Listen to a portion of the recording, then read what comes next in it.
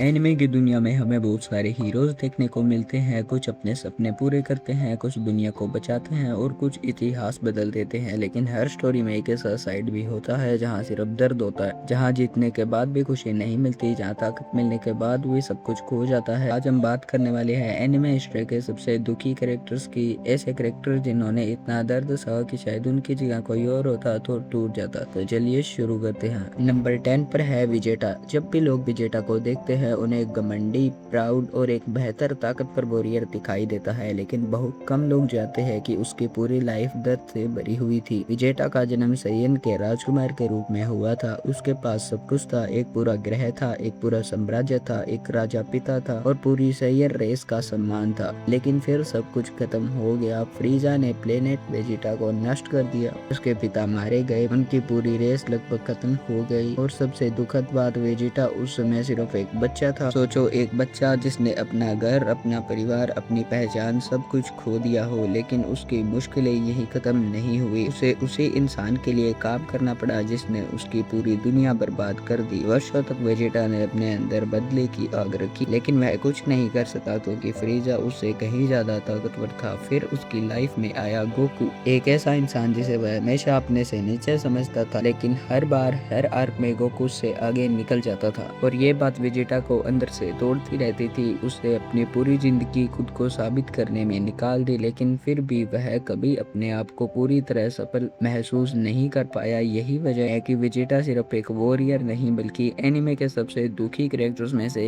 एक है। Number 9, Edward Alaric.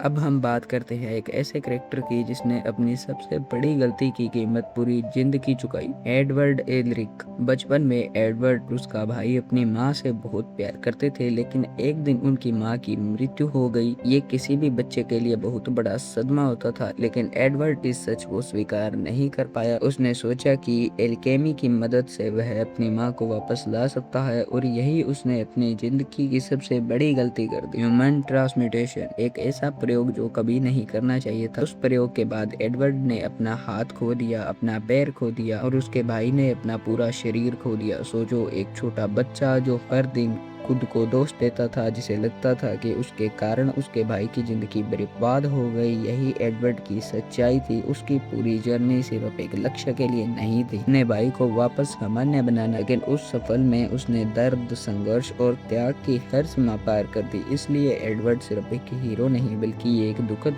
कहानी है। नंबर 8, कानेनी केन। अगर दर्द की बात हो तो कानेनी का नाम जरूर आएगा, क्योंकि उसकी पूरी जिंदगी एक दुखद सपना बन गई थी। शुरुआत में कानेनी एक साधारण कॉलेज स्टूडेंट था। उसे किताबें पसंद थी, उसके सपने थे, उसकी एक सामान्य जिंदगी थी। लेकिन फिर उसकी मुलाकात एक गूल से हुई और यह दुर्घटना के बाद उसकी जिंदगी हमेशा के लिए बदल गई। वह आधा इंसान और आधा भूल बन गया। समस्या ये थी कि वह किसी भी दुनिया में फिट नहीं बैठता था। इंसान उसे राक्षस समझते थे और गूल उसे अपना नहीं मानते थे। वह दोनों दुनियाओं के बीच फंस गया, लेकिन असली दर्द अभी बाकी था। फिर आया जेसन और उसके साथ आया एनिमे हिस्ट्री का सबसे भयानक टॉर्चर। दिनों तक दर्द, दिनों तक मानसिक यातन, दिनों तक अकेलापन। जेसन ने सिर्फ कानेनी के शरीर को नहीं तोड़ा, उसने उसकी आत्मा को भी तोड़ दिया। जब कानेनी उस टॉर्चर से बाहर निकला तो वह पहले वाला इंसान नहीं रहा। उसकी मुस्कान बदल चुकी थी, उसकी सोच बदल चुकी थी, उसकी पूरी पर्सनैलिटी बदल चुकी थी और सबसे दुखद बात, उसने जितनी बार लोगों को बचाने की कोशिश की उतनी बार ही उसने अपने प्रिय लोगों को खोया। कानेनी की कहानी हमें दिखाती है कि कभी कभी सबसे बड़ा दर्द शरीर को नहीं, दिल को होता है। Number 7, Obito उचिहा। अगर कोई इंसान अपनी पूरी जिंदगी में सब कुछ खो दे और फिर पूरी दुनिया से नफरत करने लगे तो क्या उसे दुख देना सही होगा? शायद यही सवाल ओबिटो उचिहा की कहानी पूछती है। बचपन में ओबिटो बिल्कुल नारुतो जैसा था, हमेशा मुस्कुराने वाला, दूसरों की मदद करने वाला और एक दिन होकागे बनने का सपना देखने वाला। लेकिन उसकी जिंदगी में एक इंसान था जिसे वह सबसे ज्यादा प्यार करता था, रिन। ओबिटो के लिए रिन सिर्फ एक दोस्त नहीं थी, वह उसके लिए पूरी दुनिया थी। लेकिन फिर एक मिशन के दौरान ओबिटो को लगा कि वह मर चुका है। उसने अपनी एक आंख काकाशी को दे दी। वह कुछ चट्टानों के नीचे दब गया, लेकिन असली दर्द उसके बाद शुरू हुआ। उसे बचा लिया गया, वह जिंदा था। उसके अंदर उम्मीद थी कि वह एक दिन वापस जाएगा और अपने दोस्तों से मिलेगा। लेकिन जब वह वापस पहुंचा तो उसने अपनी जिंदगी का सबसे भयानक दृश्य देखा। काकाशी के हाथों रिन की मौत। उस पल ओबितो की पूरी दुनिया टूट गई, उसका सपना टूट गया, उसका प्यार खत्म हो गया, उसका भरोसा खत्म हो गया और उसी दिन ओबितो की मौत हो गई। क्योंकि उसके बाद जो इंसान बचा वह पहले वाला ओबितो नहीं था। उसने पूरी दुनिया को एक झूठ मान लिया। उसे लगा कि दुनिया सिर्फ दर्द है और यही सोच उसे अंधेरे रास्ते पर ले गई। लेकिन सबसे दुखद बात यह है कि आखिर तक ओबिटो के दिल में वही पुराना लड़का जिंदा था जो सिर्फ अपने दोस्तों के साथ खुश रहना चाहता था। Number 6, Nagato pen.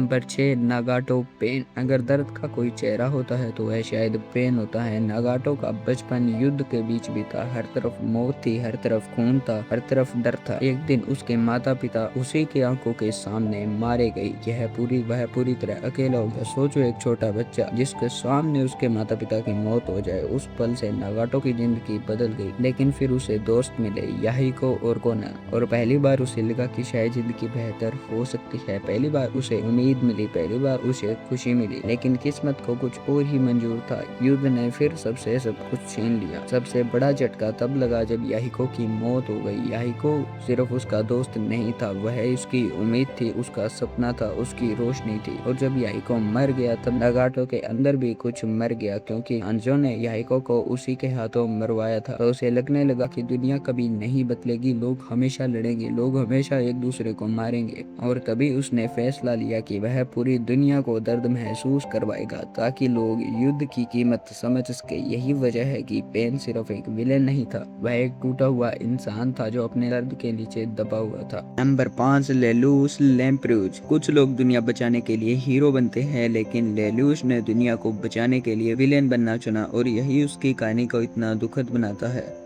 बचपन में लेलूस एक राजकुमार था, लेकिन राजनीति, साजिशों और सत्ता की भूख ने उसकी जिंदगी बर्बाद कर दी।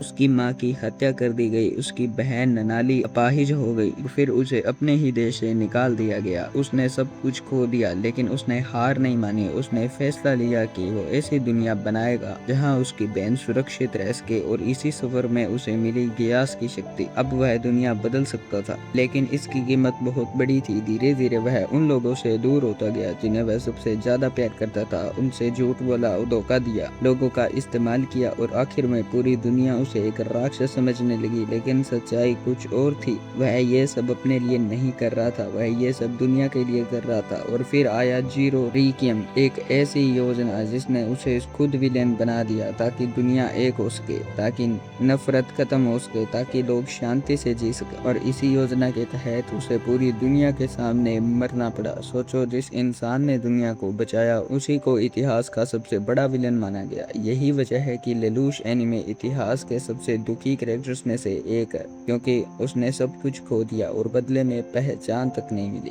शांति के लिए उसने जान दे दी, मगर फिर भी कोई उसे याद नहीं करता। इससे दुखद बात और क्या हो सकती है।